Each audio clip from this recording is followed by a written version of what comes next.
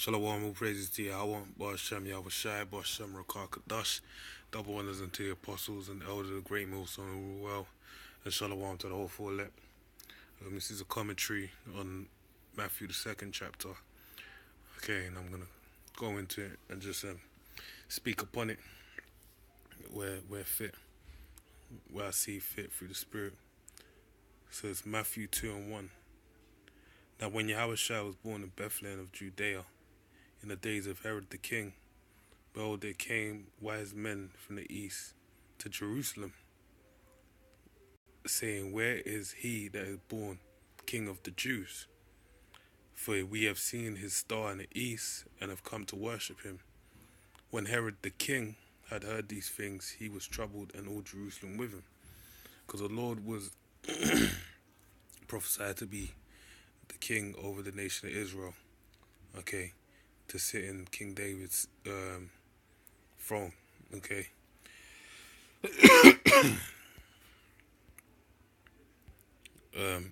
When he had gathered all the chief priests and scribes of the people together, he demanded of them that Yahushua should be where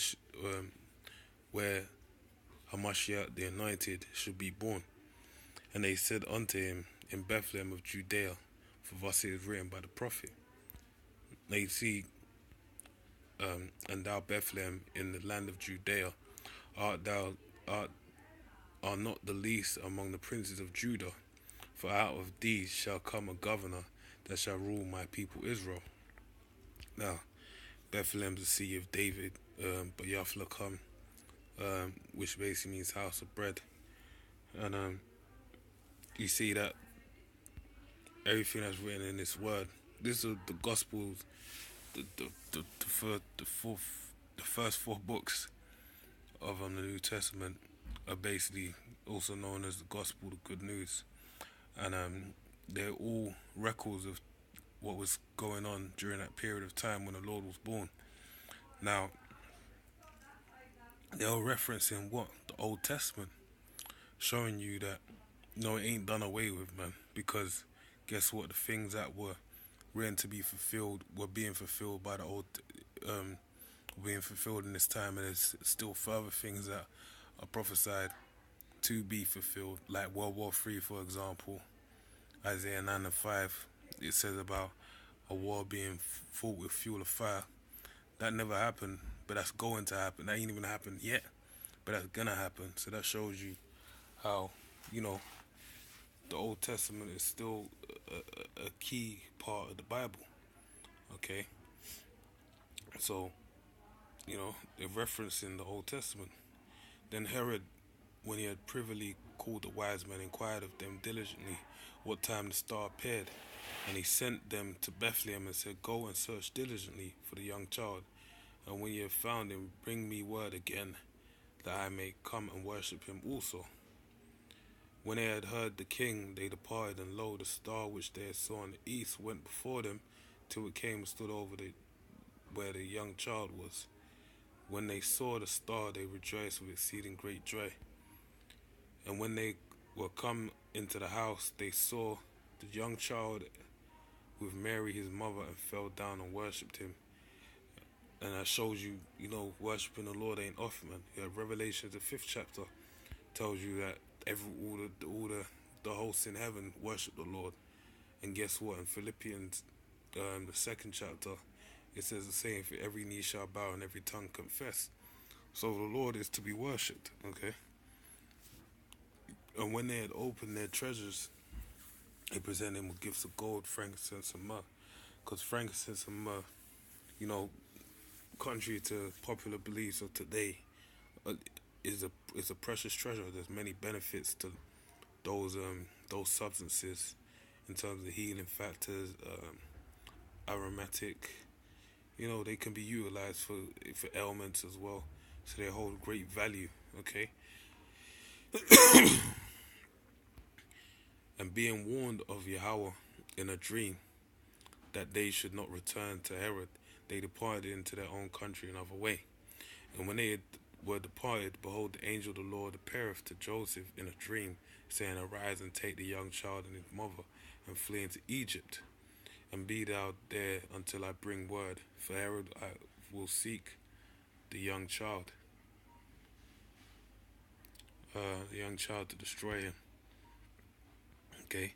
When he arose, he took the child and his mother by night and departed into Egypt. See, it shows you, and this is Israel. For the longest time, have been known to flee into Egypt in perilous times. Even you had Jeroboam, who fled into Egypt when it was prophesied that it would pluck the kingdom out of the hand of the house of David. Basically, he fled from the face of Solomon into Egypt, basically. All right, and was there until the death of Herod, that it might be fulfilled which was spoken of the Lord by the prophet, saying, out of Egypt have I called my son. Now you see a trend going on here, that the things that are spoken by the prophets came to pass. Amos 3:7 tells you that the Lord will do nothing but reveal his secrets unto his servants the prophet. So, when we go out there on the highways and byways, prophesy the downfall of his kingdom, on all the horrific things that are happening in these last days, they're facts, man. According to the Holy Scriptures written in the Bible, the Holy Words written inside the Bible, man. So, really, you take heed or don't take heed, but it's going to be to your detriment, because it's going to happen. It's going to go down. But it shows you the prophets, they're the mouthpiece of the Heavenly Father. And what they say, they're saying through the spirit and power of Yahweh, Ba'ashem, Yahushua, Ba'ashem, Rakah, Kadash. And those things are going to come to pass, because the words of the Lord, not our own words, were speaking. Then Herod, when he saw that he was mocked of the wise men, was exceeding wroth, angry, and sent forth and slew all the children that were in Bethlehem. That don't sound like a very kingly thing to do, slewing your own people's children. Okay, because this Herod was a descendant of the house of Esau.